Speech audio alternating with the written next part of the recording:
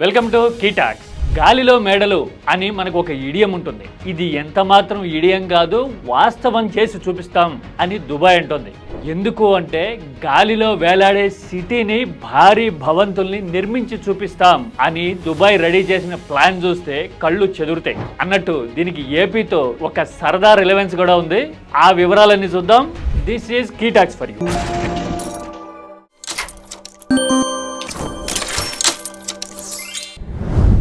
ప్రపంచంలోనే ఎత్తైన బిల్డింగ్ ఎక్కడుంది అంటే బుర్జ్ ఖలీఫా అని టక్కున చెప్పేస్తాం. నేల మీద ఎత్తైన టవర్ కడితే ఏముంది కిక్కు అనుకున్నారేమో.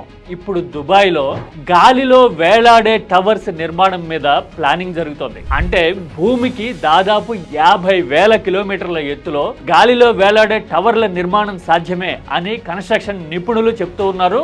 దుబాయ్లో ఇలాంటి hanging vertical tower, vertical city నిర్మించాలనే ప్లానింగ్ జరుగుతుంది. ఎందుకోసం ఇది అంటే దీనికి ప్రత్యేకంగా భూమి అక్కర్లేదు, రిసోర్సెస్ తో పని లేదు. అన్ని అంతరిక్షంలోనే ఆటోమేటిక్ గా సమకూర్చుకునే అవకాశం ఇందులో ఉంటుంది అనేది అజంప్షన్.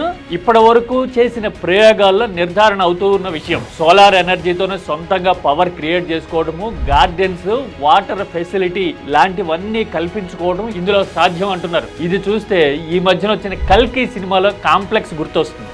కాంప్లెక్స్కి వెళ్ళిపోతా. అయితే దాంతో పోలిస్తే ఇది ప్రాక్టికల్ గా రియాలిటీ అయ్యే అవకాశాలు అతి త్వరలోనే ఉన్నాయేమో అనిపిస్తుంది. ఈ నిర్మాణం ఎలా చేస్తారు అనేది చాలా ఇంట్రెస్టింగ్. అంతరిక్షంలో తిరిగే ఒక సూటబుల్ ఆస్ట్రాయిడ్ ని తీసుకుని దానికి కొన్ని కేబుల్స్ వేసి ఈ హ్యాంగింగ్ టవర్ ని వేలాడదీస్తారు. ఈ హ్యాంగింగ్ టవర్ వెయిట్, స్పేస్ లో ఉండే గ్రావిటీ ఉన్నా లేకపోయినా అక్కడున్న సిచ్యువేషన్ ని కన్సాలిడేట్ చేసుకోవడం ఎలాగా అనే వాటన్నిటికీ తగ్గట్టుగా ఈ కేబుల్ డెన్సిటీతో పాటు కెపాసిటీ కూడా ఉంటుంది. ఇలా హ్యాంగ్ చేసిన తర్వాత ఇది స్పేస్ లో రొటేట్ అవుతూ ఉంటుంది. 24 గంటల్లో ఏ పాయింట్ దగ్గర స్టార్ట్ అయిందో తిరిగి మళ్ళీ అక్కడికే వస్తుంది. అంటే ఇది స్పేస్ లో సహజంగా ఉండే వాతావరణ పరిస్థితులకి తగ్గట్టుగా ప్లాన్ చేస్తున్నారు. ఇందులో గ్రీనరీ సాధ్యమే, అలాగే భూమి మీద ఉండే ఫెసిలిటీస్ అన్ని దాదాపుగా సాధ్యమే. ఆక్సిజన్ అవైలబిలిటీ కూడా ఇందులోనే ఇన్బిల్ట్ ఉండేలాగా చూస్తారు అని చెప్తూ ఉన్నారు.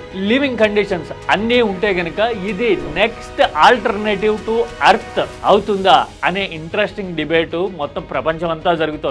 అంటే ఇక ముందు మనం గాలిలో మేడలు అనే మాటని ఊరికనే మాట వరుసకి ఇడియం లాగా వాడడానికి అవకాశం లేకుండా చేస్తున్నారు ఈ దుబాయ్ శాస్త్రవేత్తలు అనుకోవాలి. మరి ఇలాంటి మోడల్ టెక్నాలజీ మీద నడుస్తూ ఉంటుంది అంటున్నారు. పైగా 1000 కోట్ల ఖర్చుతో సాధ్యమవుతుంది అంటున్నారు. కాబట్టి టెక్నాలజీ మీద, 1000 కోట్ల ఖర్చు మీద ఉత్సాహం ఉన్న వాళ్ళు ఏపీకి ఈ మోడల్ తీసుకొస్తే కనుక భలే ఉంటుంది. అంతే కదా. ఎందుకు అంటే ఇక్కడ 1000 ఎకరాలు భూ సమీకరణ చేయక్కర్లేదు. పైగా ఎస్ఎఫ్టీ కూడా నచ్చిన రేటు పెట్టుకోవచ్చు. మీరేమంటారు?